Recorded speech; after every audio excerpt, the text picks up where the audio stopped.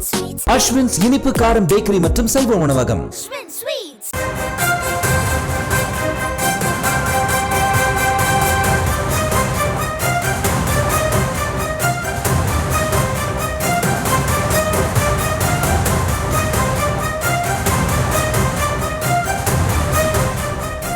அண்மை செய்தியை பார்த்து வருகிறோம். மயிலாடுதுறை மாவட்டம் முட்டம் அருகே இரட்டை கொலை நிகழ்ந்திருக்கிறது. சாராய வியாபாரத்தை தட்டி கேட்ட இளைஞர்கள் மீது வெறிச்செயலானது மேற்கொள்ளப்பட்டிருக்கிறது. கல்லூரி மாணவன் மற்றும் இளைஞன் கத்தியால் குத்தி கொலை செய்யப்பட்டிருக்கிறார்கள். அது குறித்தான அண்மை செய்தியை நாம் தற்பொழுது பார்த்து கொண்டிருக்கிறோம். மயிலாடுதுறை மாவட்டம் முட்டம் கிராமத்தில் இந்த சம்பவமானது நிகழ்ந்திருக்கிறது. இது குறித்த விவரங்களுக்காக இணைகிறார் எம்முடைய செய்தியாளர் செல்லப்பா. சம்பவமானது எப்பொழுது நடைபெற்றது? தப்பிச் சென்ற குற்றவாளிகளை தேடும் பணியில் காவல்துறையினர் எவ்வளவு தீவிரம் காட்டி வருகிறார்கள்? கூடுதல் விவரங்களை வழங்கலாம். வணக்கம் கௌதமி.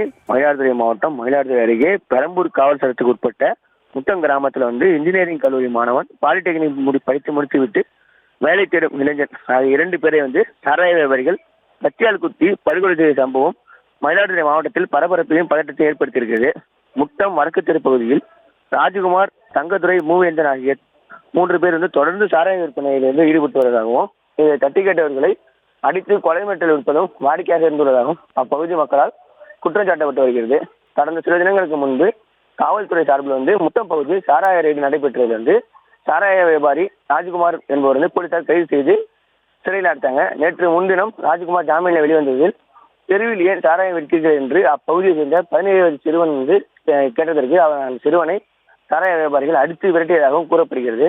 இந்த நிலையில தட்டி கேட்ட சிறுவனை அடித்ததற்காக முட்டம் வடக்கு தெருவை சேர்ந்த கல்யாண்குமார் மகன் ஹரிஷ் பாலிடெக்னிக் படித்துவிட்டு வேலை தேடும் இளைஞன் ஆகிய இவரும் மற்றும் உறவினர் வீட்டிற்கு வந்திருந்த பேச்சாவடி பகுதியை சேர்ந்த பாலமுருகன் மகன் இன்ஜினியரிங் படிக்கும் மாணவன் ஹரிசக்தி ஆகியோரும் இந்த சாராய வியாபாரி தட்டி கேட்டனர். அப்போது சாராய வியாபாரிகள் ராஜ்குமார், மூவேந்தன், தங்கதுரை ஆகியோர் தகராறில் ஈடுபட்டு சரமாரியாக தாக்கியதில் மேலும் கத்தியால் குத்தியதில் ஹரிஷ் மற்றும் ஹரிசக்தி ஆகிய 2 பேருமே பரிதாபமாக சம்பவ இடத்திலேயே உயிரிழந்தனர். இச்சம்பவம் குறித்து மயிலாடுதுறை காவல் கண்காணிப்பாளர் ஸ்டாலின் நேரில் ஆய்வு செய்து உயிரிழந்த நபரின் உறவினரிடமும் விசாரணை மேற்கொண்டு வந்தாங்க. நேற்று இரவு நள்ளிரவு இந்த சம்பவமானது நடைபெற்றது. இறந்த இருவரின் உடல்களும் பிரேதப்படுத்துவதற்காக மயிலாடுதுறை அரசு மருத்துவமனையில் வைக்கப்பட்டுள்ளது. இரட்டை படுகொலை குறித்து பெரம்பூர் காவல் நிலைய போலீசார் வழக்கு பதிவு செய்து தப்பி ஓடிய சாராய வியாபாரிகளை தீவிரமாக தேடி வந்தாங்க. சாராய வியாபாரிகள் இரட்டை கொலை அரங்கேறிய நிலையில அரசு மருத்துவமனையில் இறந்தவர்களின் உறவினர்கள் 100க்கும் மேல் குவிந்ததால் பரபரப்பு ஏற்படும் என்பதால் பதட்டமான சூழல் நிலவுவதாலும் போலீசார் அங்கு குவிக்கப்பட்டிருக்காங்க. இந்த நிலையில ராஜ்குமார், தங்கதுரை ஆகிய இருவரை கைது செய்துள்ள போலீசார் மூவேந்தனை தேடி வருகின்றனர்.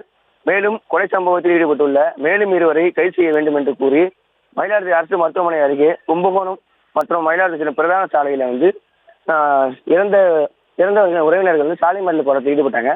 அங்கு போலீசார் பேச்சுவார்த்தை செய்து மேலும் 2 பேரை தேடி வருகின்றோம், அவர்களை கைது செய்து வருவோம் என்று உறுதியளித்ததன் பேரில் போராட்டம் தற்காலிகமாக கைவிடப்பட்டு அனைவருமே மயிலாடுதுறை மருத்துவமனையில் தற்போது இருந்துள்ளனர். மேலும் மயிலாடுதுறை மாவட்டத்தில் தற்போது இரட்டை கொலை சம்பவம் நடந்துள்ளது பெரும் பதட்டையும் பரபரப்பையும் ஏற்படுத்தியுள்ளது.